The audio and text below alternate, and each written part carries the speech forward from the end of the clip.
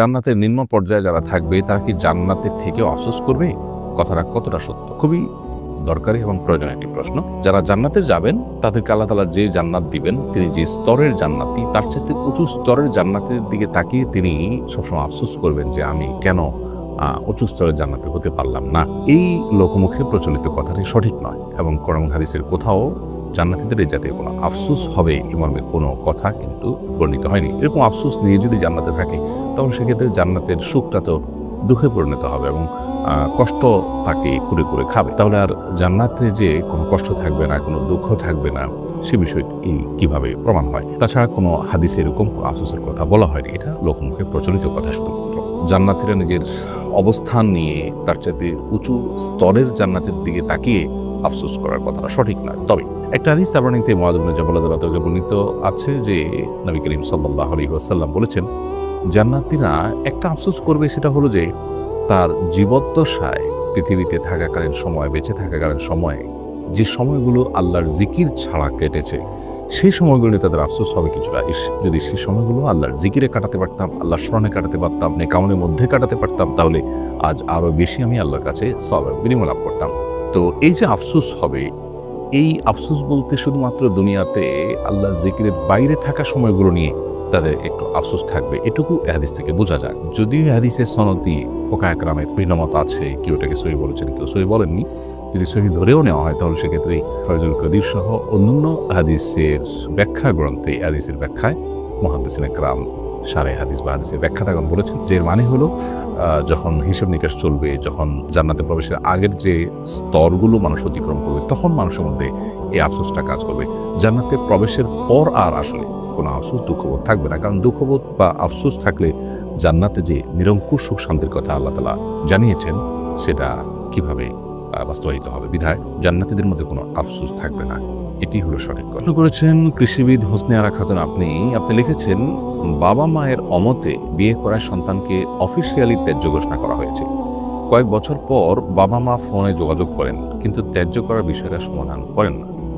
যাকে ত্যায্য করা হয়েছে তার এখন করণীয় কি, যোগাযোগ রাখা উচিত কিনা? প্রথম কথা হলো যে সন্তানকে ত্যায্য করার এই বিধান শরিয়া সমর্থন করে না, অর্থাৎ শরিয়া দৃষ্টিকোণ থেকে কোনো রক্ত সম্পর্কে আত্মীয়কে আসলে ত্যাগ করা যায় না। যত অভিমানী থাকুক না কেন, তাকে চিরতরে ত্যাগ করা, তার সাথে সম্পর্ক ছিন্ন করা, এই সুযোগটা শরিয়া কোনোভাবে আমাদের জন্য রাখেনি। যার কারণে কোনো বাবা মা যদি সন্তানকে ত্যায্য করেন তাহলে সেক্ষেত্রে শরিয়া দৃষ্টিকোণ থেকে এই ত্যায্য করার কোনো ভিত্তি থাকবে না এবং গ্রহণযোগ্যতা থাকবে না। ফলশ্রুতিতে বাবা মা যদি আপনার সাথে যোগাযোগ করেন, তার মানে তারা আপনার সাথে যোগাযোগ শুরু করে দিয়েছেন যথাযথ এবং স্বাভাবিকভাবে আপনি যোগাযোগ করবেন, বাস এটাই যথেষ্ট।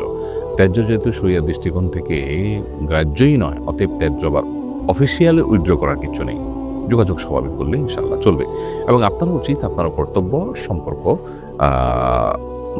স্বাভাবিক করার জন্য চেষ্টা করা এবং যোগাযোগ রাখার চেষ্টা করা, এবং তাদের প্রতি আপনারও যদি কোনো অভিমান থাকে, কষ্ট থাকে, সেটাকে ভুলে মা বাবা হিসাবে তাদের সাথে সদাচরণ করা এবং তাদের সাথে যোগাযোগ রক্ষা করা, এটা আপনার কর্তব্য। আমরা একটি কনফারেন্সে গিয়েছিলাম, সেখানে আমি মুসাফির। আসরের নামাজ পড়ার সময় আমাকে ইমামতের জন্য বলা হয়। ওখানকার 90% মুসল্লি মুকিম ছিলেন। আমি বললাম, আমি তো মুসাফির, আপনাদের মধ্য থেকে মুকিমের জন্য ইমামতি করেন যাতে আমিও পূর্ণ 4 রাকাত নামাজ পড়তে পারি। এখানে ইমামতি ছেড়ে দেওয়াটা কি উচিত হয়েছে কিনা? ইমামতি করাটা তো ফরজ ওয়াজিব কোনো কাজ নয়, বিধায় আপনি কোনো মুকিমের পিছনে নামাজ পড়লেন, আপনার নামাজ আদায় হয়ে গেছে। কিন্তু মুকিম হিসাবে 2 রাকাত যদি আপনি পড়তেন আর বাকিরা আপনার পিছনে 2 রাকাত প্লাস করতো, তাহলে একটু সিলায় অনেকের অজানা মাসালা জানা হয়ে যেত, সেটা হতো আপনার জন্য বেশি ভালো। তাছাড়া শরিয়া মুসাফির হিসাবে আপনার জন্য 2 রাকাত পড়ার বাধ্যবাধকতা রেখেছে, সো 2 রাকাতে আপনি তুষ্ট থাকা উচিত শরিয়ার বিধানের ব্যাপারে। এই তুষ্টি আমাদের থাকা দরকার, তারপরে আপনার নামাজ হয়ে গেছে। তাশরিফ আরিয়ান আপনি লিখেছেন, আমাদের ওয়াশরুমে ভেন্টিলেটরের উপর শালিক পাখির বাসা বেঁধেছে। অনেক ভয় লাগে যদি সাপ আসে আর সন্ধ্যায় শালিক পাখির দুর্গন্ধ ছড়ায়। এই জন্য আজকে বাসাটা ভেঙে ফেলেছি। আমাদের কি এতে কোনো গুনাহ হবে কিনা? ক্ষতির আশঙ্কা থেকে যেহেতু আপনি বাসা ভেঙেছেন, সো এটা আপনার জন্য গুনাহের কোনো বিষয় হবে না। কোনো পাখি, কোনো প্রাণী যদি আপনার উপদ্রবের কারণ হয়, আপনার বিপদের শঙ্কা তৈরি করে, তাহলে তার বাসা ভেঙে দেওয়া বা তাকে সেখান থেকে সরাই দেওয়া, কিংবা উপদ্রবের কারণ হলে, নিয়মিত আপনার জন্য কষ্টের কারণ হলো বা আপনার জন্য বিপদের কারণ হলে সেটা মারাও শরীয়তে আপনার জন্য নাজায়েজ নয়। আপনার নিজের প্রয়োজনে তার বাসা ভাঙাটা আপনার জন্য গুনাহের কাজ হয়নি ইনশাআল্লাহ বিদিল্লাহ।